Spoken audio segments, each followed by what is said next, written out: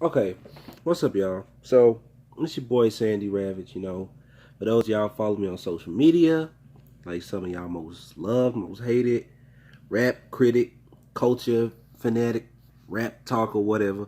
So anyway, I'm decided to finally get this YouTube and stuff popping. So I want to kind of use this channel to do some album reviews, talk about like how I'm feeling about what's going on in the industry as far as the music goes, new albums, new trends, all that good stuff right now. So this is gonna be the first start. So if y'all want to see me do any videos, do any album reviews, or any thoughts or anything on this or on anything hip hop related, just hit me up on my Twitter. You can hit me up on Facebook for most of y'all that probably follow me on there.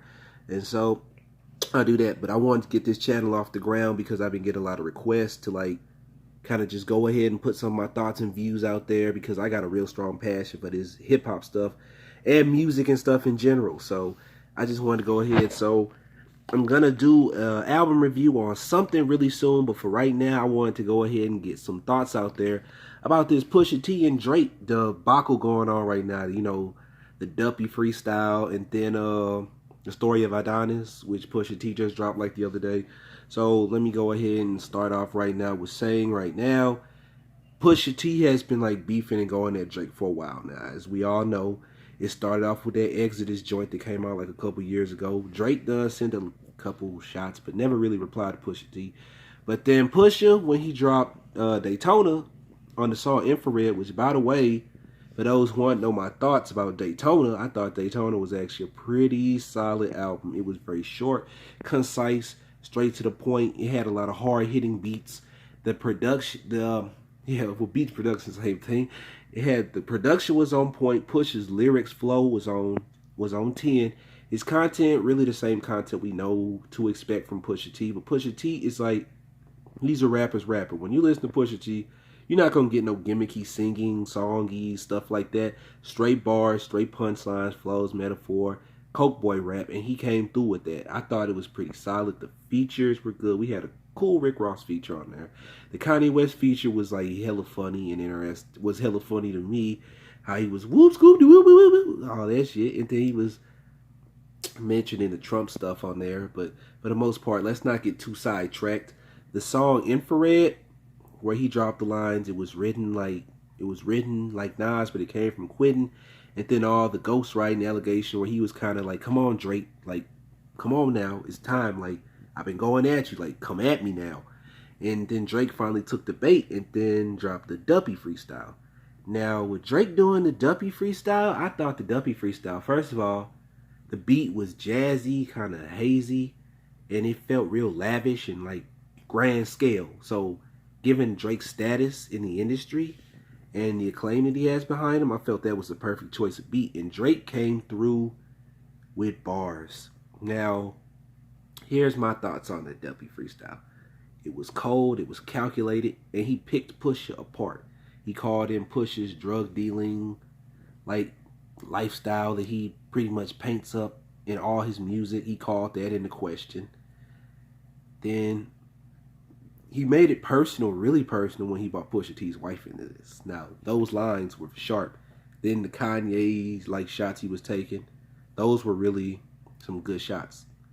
Then we move a little further on. We got Pusha T, like a few days later, dropped the story of Adonis, which with that story of Adonis track, he gets on the Jay-Z story of OJ beat, it then starts dropping like bars and going in on Drake, taking it personal. Like the shots at 40, like he bent over like he 80 tick tick. He's so sick he ain't got much time left. That shit was personal. Your father left you, shit was personal.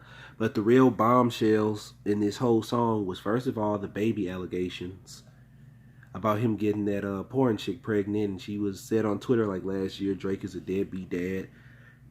She said Drake a deadbeat dad, and then him not taking care of the kid.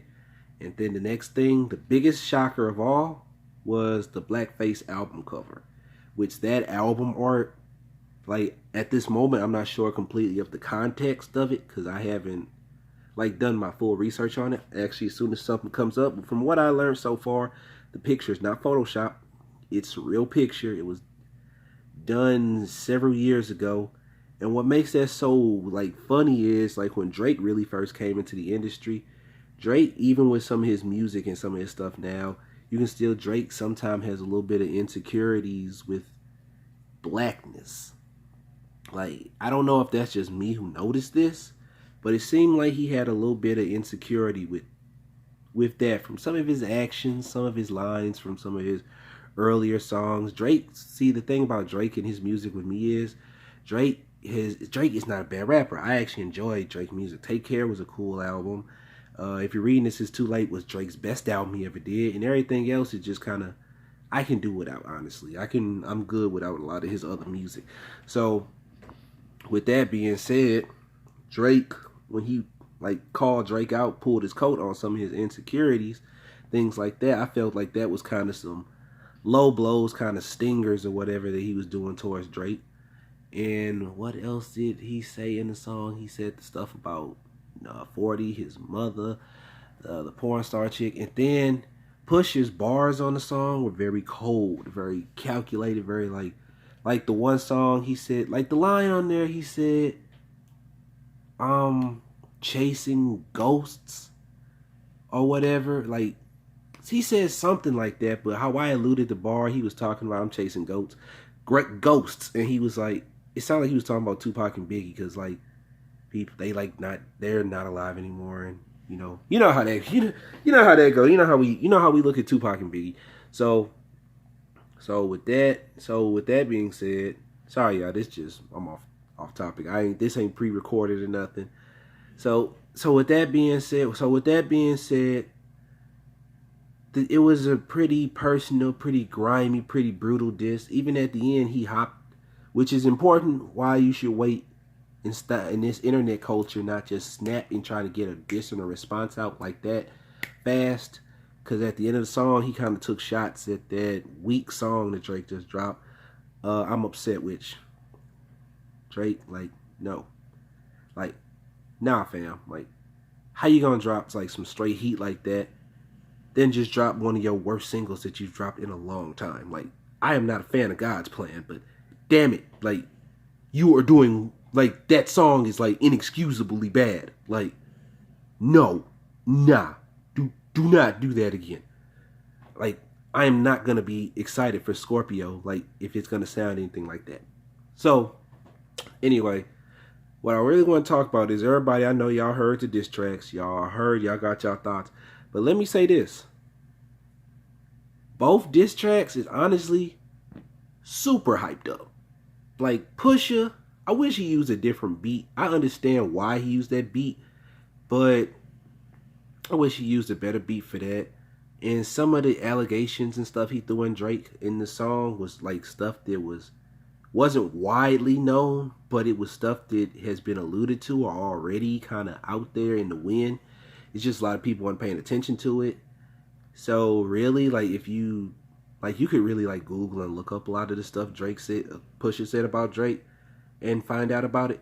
But on the same note, same thing really applies to Drake's diss. Like, if you look up on Google and stuff about Pusha T's past and the drug dealing allegations, saying that he didn't live the life that he lived, you would dispel that. So honestly, really, if we really want to be 100 right here, both of the diss records, if you take out the stuff that you could just easily go look up on Google, they were really just pop throwing shots and joning and talking trash on each other. That's really all that it kind of was.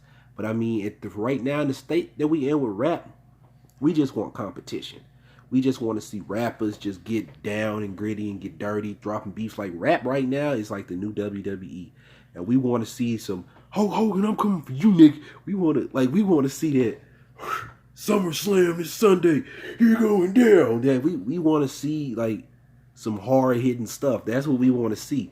And I won't lie if I say the memes and all the drama that's going on right now with it is highly entertaining. I'm personally really excited to see what Drake does next to come back with this, because I don't really see how he's gonna come back. Like, this was just too epic of a shot. But like I said, Drake is a good artist. Drake is versatile to a degree, And I feel that after how he did with Meek, Drake can easily come back with some back-to-back stuff or drop like a hit. Drake can drop a diss record that'll be a club banger.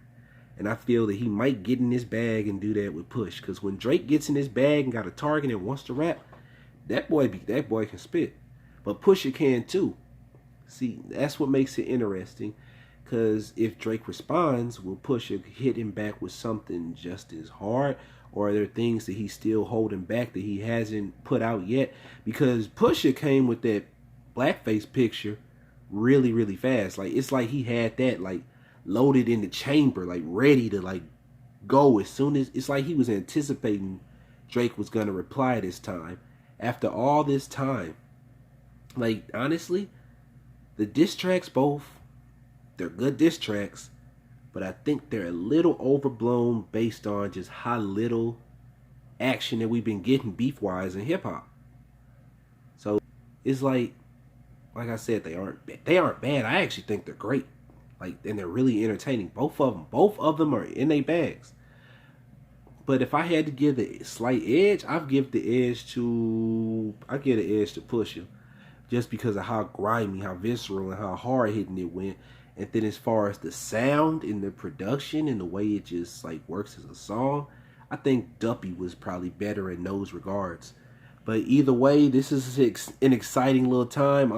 I'm hyped for the memes and everything coming out. But yeah, I wanted to go ahead and get a video out just so I can have something to put on this channel.